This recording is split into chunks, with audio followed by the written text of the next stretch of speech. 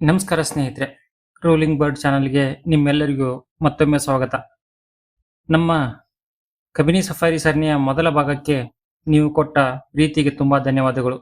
ಅದರ ಮುಂದುವರೆದ ಭಾಗವಾಗಿ ಇವತ್ತಿನ ಪಾರ್ಟ್ 2 ರಲ್ಲಿ ನಾವು ಇನ್ನುಳಿದ ರೋಮಾಂಚಕ ವಿಷಯಗಳನ್ನು ಬಿಚ್ಚಿಡಲಿದ್ದೇವೆ. ಬನ್ನಿ ತಡ ಮಾಡದೆ ವಿಡಿಯೋವನ್ನು ಶುರು ಮಾಡೋಣ. ಸ್ನೇಹಿತರೆ, ನಾಗರಹೊಳೆ ರಾಷ್ಟ್ರೀಯ ಉದ್ಯಾನವನದ ದಕ್ಷಿಣ ಭಾಗದಲ್ಲಿರುವ ಕಾಕನಕೋಟೆ ಎಂದರೆ ಏಷ್ಯಾದ ಅತಿ ದೊಡ್ಡ ಆನೆಗಳ ಹಿಂಡಿಗೆ ಆಶ್ರಯ ನೀಡುವ ಭವ್ಯ ಸಾಮ್ರಾಜ್ಯ. ಇಂದು ನಾವು ಕಬಿನಿಯ ಈ ನಿಗೂಢ ಜಗತ್ತಿಗೆ ಸಫಾರಿ ಮೂಲಕ ಕಾಲಿಡುತ್ತಿದ್ದೇವೆ. ಕಾಕನಕೋಟೆ ಇತಿಹಾಸ ನೋಡುವುದಾದರೆ ಪ್ರಸಿದ್ಧ ಕೆಡ್ಡ ಆಪರೇಷನ್ ನಡೆದ ಜಾಗವಿದು. ಆದರೆ ಇಂದು ಇಲ್ಲಿ ಪ್ರಾಣಿಗಳು ಮುಕ್ತವಾಗಿ ಯಾರ ಭಯವಿಲ್ಲದೆ ಬದುಕುತ್ತಿವೆ. ನಮ್ಮ ಇಂದಿನ ಪ್ರಯಾಣದಲ್ಲಿ ಪ್ರಕೃತಿಯ ಈ ದೈತ್ಯ ಜೀವಿಗಳ ಅಪರೂಪದ ಕ್ಷಣಗಳನ್ನು ಕಣ್ಣುತುಂಬಿಕೊಳ್ಳೋಣ. ಬನ್ನಿ. ಸಫಾರಿ ಆರಂಭವಾದ ಕೆಲವೇ ನಿಮಿಷಗಳಲ್ಲಿ ನಮಗೆ ಎದುರಾಗಿದ್ದು ಈ ಸುಂದರ ದೃಶ್ಯ.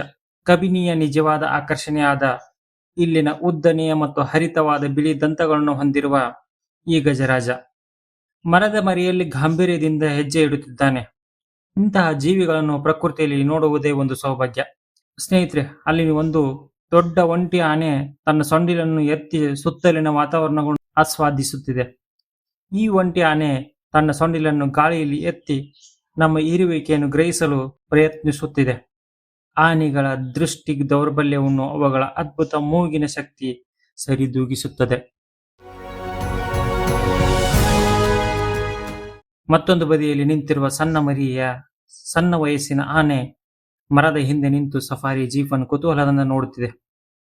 ಸ್ನೇಹಿತರೆ, ಸ್ವಲ್ಪ ಮುಂದೆ ಸಾಗುತ್ತಿದ್ದಂತೆ ಮತ್ತೊಂದು ಆನೆ ನಮಗೆ ಕಾಣಿಸುತ್ತದೆ. ಈ ಆನೆ ಮರದ ಪಕ್ಕದಲ್ಲಿ ನಿಂತು ನಮಗೆ ಮುಖಾಮುಖಿಯಾಗಿದೆ. ಅದರ ಕಣ್ಣಲ್ಲಿ ಯಾವುದೇ ಭಯವಿಲ್ಲ, ಬದಲಿಗೆ ಕಬಿನಿಗೆ ಬರುವ ಪ್ರವಾಸಿಗರನ್ನು ನೋಡಿದ ನಿಕಟ ಭಾವವಿದೆ.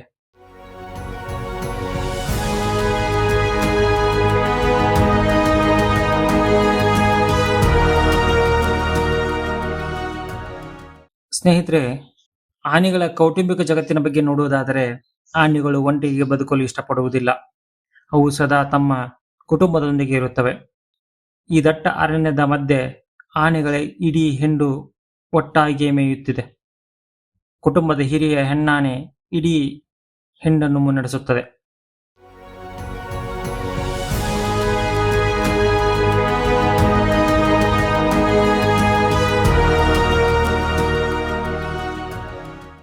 ತಾಯಿ ಆನೆ ಮತ್ತು ಅದರ ಸಣ್ಣ ಮರಿಗಳು ಜೊತೆಯಾಗಿ ಸಾಗುತ್ತಿರುವ ದೃಶ್ಯ ಕಣ್ಣು ಮುಂದೆ ಇದೆ ನೋಡಿ.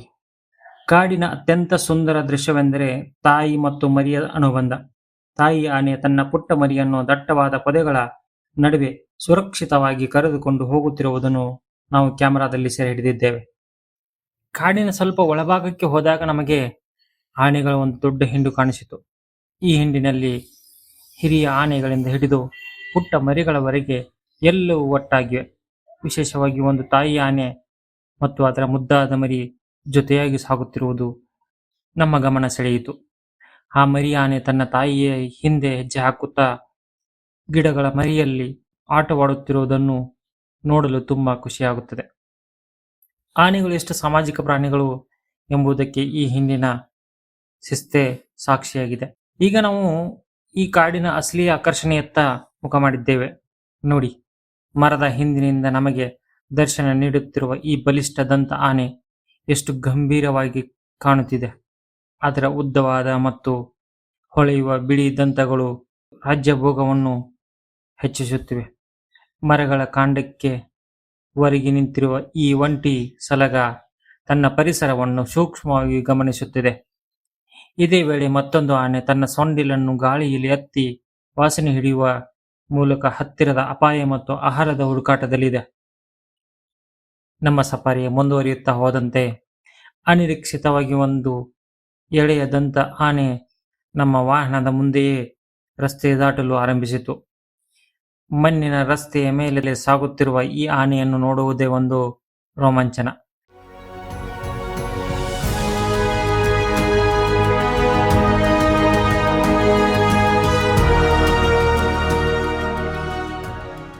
ರಸ್ತೆ ದಾಟಿದ ನಂತರ ಅದು ಹಸಿರು ಪೊದೆಗಳ ನಡುವೆ ತನ್ನ ಪಯಣವನ್ನು ಮುಂದುವರಿಸಿತು. ಇಂತಹ ದೃಶ್ಯಗಳನ್ನು ಕಾಡಿನಲ್ಲಿ ನಾವಲ್ಲ, ಪ್ರಾಣಿಗಳೇ ಮಾಲೀಕರು ಎಂಬ ಭಾವನೆ ಮೂಡಿಸುತ್ತದೆ.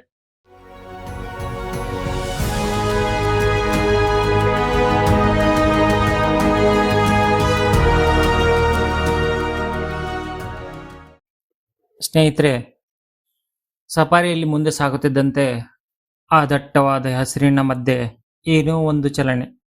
ಹೌದು, ಅವರೇ ಕಾಡಿನ ರಾಜ ಗಜರಾಜ. ಈ ಸುಂದರ ಬಿಳಿಯ ಮರದ ಕಾಂಡದ ಹಿಂದೆ ಅಡಗಿ ಕುಳಿತಿರುವಂತೆ ಕಾಣುವ ಈ ಆನೆಯು ತನ್ನ ಲೋಕದಲ್ಲಿ ತಾನು ಮಗ್ನವಾಗಿದೆ. ಪ್ರಕೃತಿಯ ಈ ಹಸಿರು ಹಿನ್ನೆಲೆಗೆ ಆನೆಯ ಕಪ್ಪು ಬಣ್ಣವು ಎಂತಹ ಅದ್ಭುತ ಕಳೆಯನ್ನು ನೀಡುತ್ತಿದೆ ನೋಡಿ.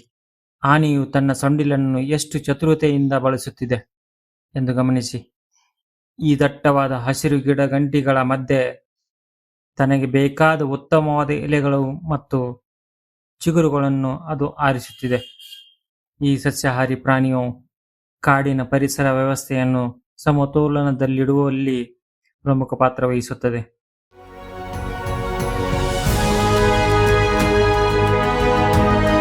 ಈ ಆನೆಯ ಮುಖವನ್ನು ಒಮ್ಮೆ ಗಮನಿಸಿ. ಅದರ ಬಾಯಿ ಸ್ವಲ್ಪ ತೆರೆದಿದ್ದು ಮುಖದಲ್ಲಿ ಒಂದು ರೀತಿಯ ಕುತೂಹಲ ಮತ್ತು ಸಂತೋಷ ಎದ್ದು ಕಾಣುತ್ತಿದೆ. ತನ್ನ ನೆಚ್ಚಿನ ಆಹಾರ ಸಿಕ್ಕಾಗ ಈ ಜೀವಿಗಳು ಕೂಡ ನಮ್ಮಂತೆಯೇ ಸಂಭ್ರಮಿಸುತ್ತವೆ ಎಂಬುದು ಇಲ್ಲಿ ಸ್ಪಷ್ಟವಾಗಿ ಕಾಣುತ್ತಿದೆ.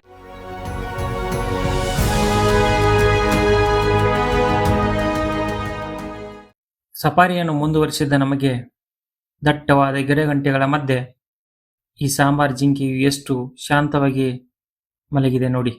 ಅದರ ಮೈ ಬಣ್ಣ ಕಾಡಿನ ಪರಿಸರಕ್ಕೆ ಎಷ್ಟು ಚೆನ್ನಾಗಿ ಹೊಂದಿಕೊಂಡಿದೆ ಎಂದರೆ ನಾವು ಸೂಕ್ಷ್ಮವಾಗಿ ಗಮನಿಸದಿದ್ದರೆ ಅದನ್ನು ಪತ್ತೆ ಹಚ್ಚುವುದು ಕಷ್ಟಕರ. ಸಣ್ಣ ಕೊಂಬುಗಳು ಮತ್ತು ಎಚ್ಚರಿಕೆಯ ನೋಟ ಕಾಡಿನ ಮೌನವನ್ನು ಆಸ್ವಾದಿಸುತ್ತಿರುವಂತಿದೆ.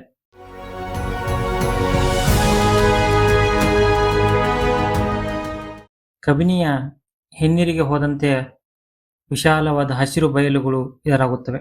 ಇಲ್ಲಿನ ಸಾಂಬಾರ್ ಜಿಂಕೆಗಳ ಗುಂಪು ಆಹಾರಕ್ಕಾಗಿ ಅಲೆದಾಡುವುದನ್ನು ಕಾಣಬಹುದು. ನೆಲದ ಮೇಲೆ ಬಿದ್ದಿರುವ ಹಳೆಯ ಮರದ ದಿಮ್ಮೆಗಳು ಸುತ್ತಲಿನ ಹಸಿರು ಈ ಸ್ಥಳಕ್ಕೆ ಒಂದು ವಿಶೇಷ ಕಳೆಯನ್ನು ನೀಡಿದೆ. ಇಲ್ಲಿ ಪ್ರಾಣಿಗಳು ಹೆಚ್ಚು ಸ್ವತಂತ್ರವಾಗಿ ಮತ್ತು ಯಾವುದೇ ಅಂಜಿಕೆಯಿಲ್ಲದೆ ಓಡಾಡುತ್ತವೆ. ಸ್ವಲ್ಪ ದೂರದಲ್ಲಿದ್ದ ಈ ಎರಡು ಜಿಂಕೆಗಳು ನಮ್ಮನ್ನು ಕಂಡ ಕ್ಷಣಕಾಲ ಸ್ತಬ್ಧವಾದವು. ಅವುಗಳ ಆ ಬೆರಗು ಕಣ್ಣುಗಳು ಮತ್ತು ಎತ್ತರಿಸಿದ ಕಿವಿಗಳು ಯಾವುದೋ ಶಬ್ದಕ್ಕೆ ಕಿವಿಕೊಟ್ಟು ನಿಂತಿವೆ. ಈ ಪ್ರಕೃತಿಯ ಸೌಂದರ್ಯವನ್ನು ಇಷ್ಟು ಹತ್ತಿರದಿಂದ ನೋಡುವುದೇ ಒಂದು ಅದ್ಭುತ ಅನುಭವವಾಗಿದೆ. ಸ್ನೇಹಿತರೆ, ಸಫಾರಿಯನ್ನು ಮುಂದುವರಿಸಿದ ನಮಗೆ ಕಾಡಿನ ಅತ್ಯಂತ ಯಶಸ್ವಿ ಬೇಟೆಗಾರರೆಂದು ಕರೆಯಲ್ಪಡುವ ಕಾಡು ನಾಯಿಗಳು ಇಲ್ಲಿವೆ ನೋಡಿ. ಅದರಲ್ಲಿ ಒಂದು ಕಾಡು ನಾಯಿ ಹಸಿರು ಹುಲ್ಲಿನ ಮೇಲೆ ಅತ್ಯಂತ ಜಾಗರೂಕತೆಯಿಂದ ಮಲಗಿದೆ. ಹಾಗೆಯೇ ಇವುಗಳು ಯಾವಾಗಲೂ ಗುಂಪಿನಲ್ಲಿ ಇರಲು ಇಷ್ಟಪಡುತ್ತವೆ. ಇನ್ನೆರಡು ನಾಯಿಗಳ ಗುಂಪು ಆರಾಮಾಗಿ ವಿಶ್ರಾಂತಿ ಪಡೆಯುತ್ತವೆ.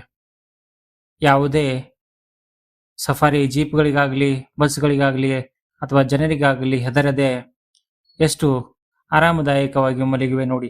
ಇವುಗಳು ಪರಸ್ಪರ ಎಷ್ಟು ಅನ್ಯೋನ್ಯವಾಗಿವೆ ಎಂದರೆ ವಿಶ್ರಾಂತಿ ಪಡೆಯುವಾಗಲೂ ಒಂದಕ್ಕೊಂದು ಹತ್ತಿರವೇ ಇರುತ್ತವೆ. ಒಂದು ಕಾಡು ನಾಯಿ ತನ್ನ ಮೈಯನ್ನು ನೆಕ್ಕಿಕೊಳ್ಳುತ್ತಾ ಸ್ವಚ್ಛಗೊಳಿಸುತ್ತಿದೆ. ಇದು ಕಾಡು ನಾಯಿಗಳ ನೈಸರ್ಗಿಕ ಸ್ವಭಾವ.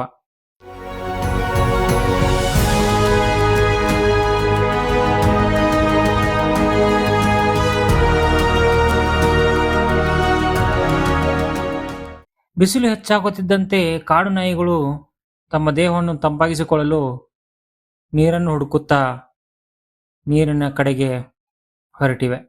ಇದು ನಿಜಕ್ಕೂ ಅಪರೂಪದ ದೃಶ್ಯ. ಕಾಡು ನಾಯಿಗಳ ಗುಂಪೊಂದು ನೀರಿನೊಳಗೆ ಇಳಿದು ಬಿಸಿಲಿನ ಬೇಗೆಯನ್ನು ತಣಿಸಿಕೊಳ್ಳುತ್ತಿವೆ. ನೀರಿನ ಆಳಕ್ಕೆ ಇಳಿದು ಇವು ಎಷ್ಟು ಖುಷಿಯಿಂದ ಇವೆ ನೋಡಿ. ಇಲ್ಲಿ ಒಂದು ನಾಯಿ ನೀರಿನಿಂದ ಹೊರಬಂದು ದಂಡೆಯ ಮೇಲೆ ನಿಂತಿದ್ದರೆ ಇನ್ನೊಂದು ನಾಯಿ ನೀರಿನಲ್ಲಿ ಕುಳಿತು ನಮ್ಮ ಕ್ಯಾಮರಾವನ್ನು ಕುತೂಹಲದಿಂದ ನೋಡುತ್ತಿದೆ.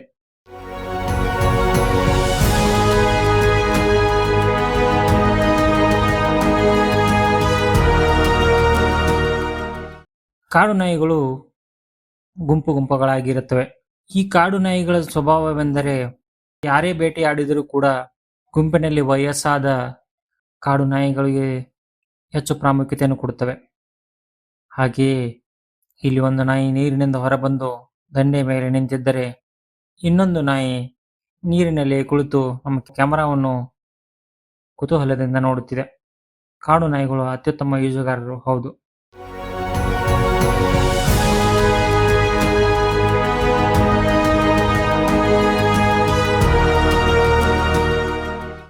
ಕಾಡು ನಾಯಿಗಳು ಅಳಿವಿನಂಚಿನಲ್ಲಿರುವ ಪ್ರಾಣಿಗಳು.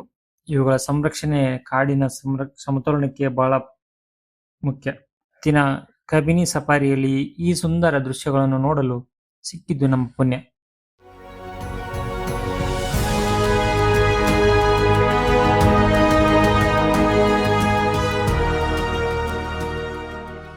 ಸ್ನೇಹಿತರೆ, ನಿಧಾನವಾಗಿ ಸಫಾರಿಯನ್ನು ಮುಂದುವರಿಸಿದ ನಮಗೆ ಮರದ ಕೊಂಬೆಯ ಮೇಲೆ ಚಿರತೆಯ ದರ್ಶನವಾಗಿದೆ.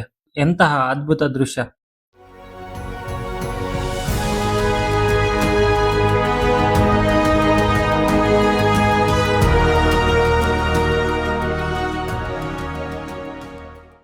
ಎಲೆಗಳ ನಡುವೆ ತನ್ನ ಮೈ ಬಣ್ಣವನ್ನು ಮರೆಮಾಚಿಕೊಂಡು ಎಷ್ಟು ಸೈಲೆಂಟ್ ಆಗಿ ಮಲಗಿದೆ ನೋಡಿ. ಕಬಿನಿಯ ಚಿರತೆಗಳು ಮರ ಹತ್ತುವುದರಲ್ಲಿ ಎಕ್ಸ್ಪರ್ಟ್ ಆಗಿವೆ. ಬೇರೆ ಕಾಡುಗಳಿಗೆ ಹೋಲಿಸಿದರೆ ಕಬಿನಿಯಲ್ಲಿ ಚಿರತೆಗಳು ಮರದ ಮೇಲೆ ಮಲಗಿರುವ ದೃಶ್ಯಗಳು ಹೆಚ್ಚಾಗಿ ಸಿಗುತ್ತವೆ. ಪ್ರಕೃತಿಯ ಈ ಮಾಂತ್ರಿಕತೆಗೆ ನಾವು ಸಾಕ್ಷಿಯಾಗಿದ್ದೇವೆ.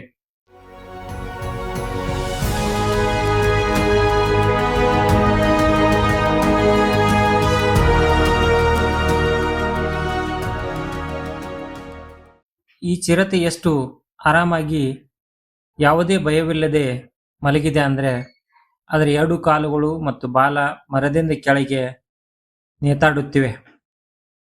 ಇದನ್ನ ವೈಲ್ಡ್ ಲೈಫ್ ಫೋಟೋಗ್ರಫಿಯಲ್ಲಿ ಕ್ಲಾಸಿಕ್ ಲೆಫರ್ಡ್ ಪೋಸ್ ಎಂದು ಕರೆಯುತ್ತಾರೆ. ಮಧ್ಯಾಹ್ನದ ಬಿಸಿಲು ಏರುತ್ತಿದ್ದಂತೆ ಇವುಗಳಿಗೆ ನಿದ್ದೆ ಮೂಡ್ ಬರುತ್ತದೆ. ಜೀಪಿನಲ್ಲಿರೋ ನಾವೆಲ್ಲರೂ ಸೈಲೆಂಟ್ ಆಗಿ ಈ ಸುಂದರ ದೃಶ್ಯವನ್ನು ಕ್ಯಾಮರಾದಲ್ಲಿ ಸೆರೆ ಹಿಡಿಯುತ್ತಿದ್ದೇವೆ. ಅದು ಮಧ್ಯೆ ಮಧ್ಯೆ ನಮ್ಮ ಕಡೆ ನಿಧಾನವಾಗಿ ಕಣ್ಣು ಬಿಟ್ಟು ನೋಡುತ್ತಿದೆ. ಆದರೆ ಅದಕ್ಕೆ ನಮ್ಮ ಉಪಸ್ಥಿತಿಯಿಂದ ಯಾವುದೇ ತೊಂದರೆ ಅನಿಸುತ್ತಿಲ್ಲ. ಸ್ನೇಹಿತರೆ, ಜೀವನವನ್ನು ನೋಡೋದಾದರೆ ಚಿರತೆಗಳು ಸ್ವಾಭಾವಿಕವಾಗಿ ಒಂಟಿಯಾಗಿ ಬದುಕಲು ಇಷ್ಟಪಡುತ್ತವೆ. ಸಿಂಹಗಳಂತೆ ಇವು ಗುಂಪಿನಲ್ಲಿ ಬದುಕುವುದಿಲ್ಲ. ಸಂತಾನೋತ್ಪತ್ತಿಯ ಸಮಯವನ್ನು ಹೊರತುಪಡಿಸಿ ಉಳಿದ ಅವಧಿಯಲ್ಲಿ ಗಂಡು ಮತ್ತು ಹೆಣ್ಣು ಚಿರತೆಗಳು ಪ್ರತ್ಯೇಕವಾಗಿಯೇ ಇರುತ್ತವೆ. ಪ್ರತಿಯೊಂದು ಚಿರತೆಯು ತನ್ನದೇ ಆದ ನಿರ್ದಿಷ್ಟ ಪ್ರದೇಶವನ್ನು ಹೊಂದಿರುತ್ತದೆ ಮತ್ತು ಅದನ್ನು ತನ್ನ ಮೂತ್ರ ಮತ್ತು ಉಗುರಿನ ಗೀರುಗಳ ಮೂಲಕ ಗುರುತಿಸಿಕೊಳ್ಳುತ್ತದೆ. ಬೆಕ್ಕುಗಳ ಜಾತಿಗೆ ಸೇರಿದ ಪ್ರಾಣಿಗಳಾಗಿವೆ. ಚಿರತೆಗಳು ಮರ ಹತ್ತುವುದರಲ್ಲಿ ಅತ್ಯಂತ ನಿಪುಣವಾಗಿವೆ. ಇವು ತಮ್ಮ ನೆಚ್ಚಿನ ಸಮಯವನ್ನು ಮರದ ಕೊಂಬೆಗಳ ಮೇಲೆಯೇ ಕಳೆಯುತ್ತವೆ.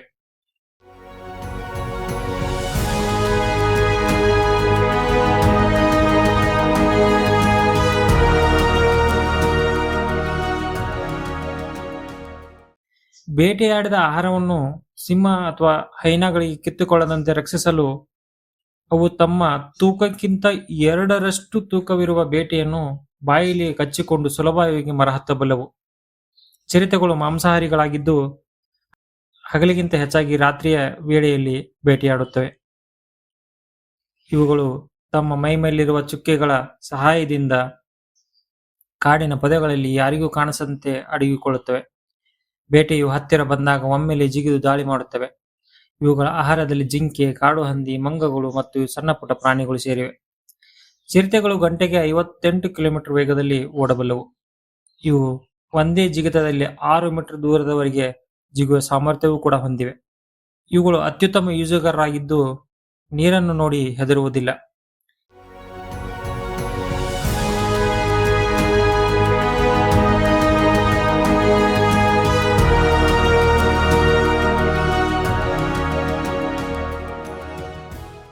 ಹೆಣ್ಣು ಚಿರತೆಯ ಬಗ್ಗೆ ಹೇಳುವುದಾದರೆ, ಹೆಣ್ಣು ಚಿರತೆಯು ಗರ್ಭಾವಧಿಯು ಸುಮಾರು 3 ತಿಂಗಳಿಗೆ ಇರುತ್ತದೆ. ಸಾಮಾನ್ಯವಾಗಿ ಹೆಣ್ಣು ಚಿರತೆಯು ಒಂದು ಬಾರಿಗೆ 2 ರಿಂದ 4 ಮರಿಗಳಿಗೆ ಜನ್ಮ ನೀಡುತ್ತದೆ. ಹುಟ್ಟಿದಾಗ ಮರಿಗಳಿಗೆ ಕಣ್ಣು ಕಾಣಿಸುವುದಿಲ್ಲ. ಸುಮಾರು 2 ವರ್ಷಗಳ ಕಾಲ ಮರಿಗಳು ತಾಯಿಯೊಂದಿಗೆ ಇದ್ದು ಬೇಟೆಯಾಡುವುದನ್ನು ಕಲಿಯುತ್ತವೆ. ಆ ಬಳಿಕ ತಮ್ಮ ಸ್ವಂತ ಪ್ರದೇಶವನ್ನು ಹುಡುಕಿಕೊಂಡು ಹೊರಡುತ್ತವೆ.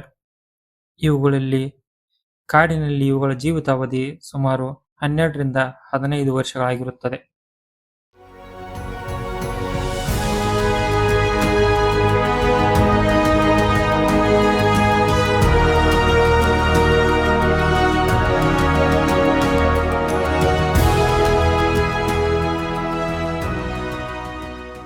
ಚಿರತೆಗಳು ಹುಲಿಗಳ ತರ ದೊಡ್ಡದಾಗಿ ಗರ್ಜಿಸಲ್ಲ. ಬದಲಿಗೆ ಮರ ಕೊಯ್ಯುವ ತರಹದ ಒಂದು ವಿಶಿಷ್ಟ ಧ್ವನಿ ಮಾಡುತ್ತವೆ. ಈಗ ಇದು ಮಾಡುತ್ತಿರುವ ಈ ಹಾವಭಾವ ಕಾಡಿನ ಮೌನವನ್ನು ಮುರಿಯುವಂತಿದೆ. ಈಗ ಈ ಚಿರತೆ ತನ್ನ ಪೊಸಿಷನ್ ಬದಲಾಯಿಸುತ್ತಿದೆ. ಸ್ವಲ್ಪ ಎದ್ದು ಕುಳಿತುಕೊಂಡು ದೊಡ್ಡದಾಗಿ ಆಕಳಿಸುತ್ತಾ ಇದೆ ನೋಡಿ. ಅದರ ಆ ತೀಕ್ಷ್ಣವಾದ ಕಣ್ಣುಗಳು, ಆ ಹಲ್ಲುಗಳು ಎಷ್ಟು ಭಯಾನಕ ಹಾಗೂ ಸುಂದರವಾಗಿದ್ದಾವೆ ನೋಡಿ.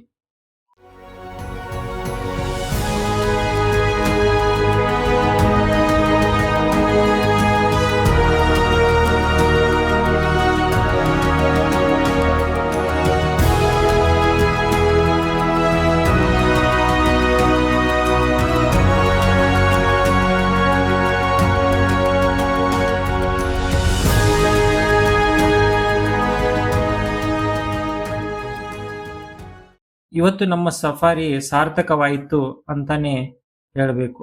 ಕೊನೆಯದಾಗಿ ನಮ್ಮ ಕ್ಯಾಮರಾಗೆ ಒಂದು ಪರ್ಫೆಕ್ಟ್ ಲುಕ್ ಕೊಟ್ಟು ಚಿರತೆ ತನ್ನ ವಿಶ್ರಾಂತಿಯನ್ನು ಮುಂದುವರಿಸಿದೆ. ಸೂರ್ಯ ಮುಳುಗುವ ಸಮಯ ಹತ್ತಿರ ಬರ್ತಾ ಇರುವುದರಿಂದ ನಾವು ಈ ಕಾಡಿನಿಂದ ಹೊರಡಬೇಕಾಗಿದೆ.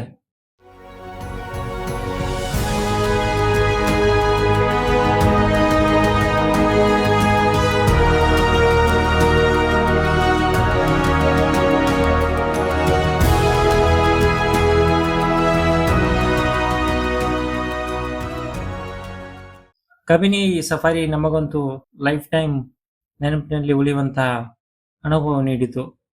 ನೀವು ಎಂದಾದರೂ ಕಬಿನಿಗೆ ಬಂದಿದ್ದೀರಾ? ನಿಮ್ಮ ಸಫಾರಿ ಅನುಭವ ಹೇಗಿತ್ತು ಅಂತ ಕೆಳಗೆ ಕಮೆಂಟ್ ಮಾಡಿ ತಿಳಿಸಿ. ಹಾಗೆಯೇ ಪಾರ್ಟ್ 1 ನೀವು ಇನ್ನೂ ನೋಡಿಲ್ಲವೆಂದರೆ ದಯವಿಟ್ಟು ನೋಡಿ. ವಿಡಿಯೋ ಇಷ್ಟ ಆಗಿದ್ದರೆ ದಯವಿಟ್ಟು ಲೈಕ್ ಮಾಡಿ, ಶೇರ್ ಮಾಡಿ ಮತ್ತು ಇಂತಹದ್ದೇ ರೋಮಾಂಚಕ ವೈಲ್ಡ್ ಲೈಫ್ ವಿಡಿಯೋಗಳಿಗಾಗಿ ನಮ್ಮ ಚಾನಲ್ಗೆ ಸಬ್ಸ್ಕ್ರೈಬ್ ಆಗುವುದನ್ನು ಮರಿಬೇಡಿ. ಮುಂದಿನ ವಿಡಿಯೋದಲ್ಲಿ ಸಿಗೋಣ. ಧನ್ಯವಾದಗಳು.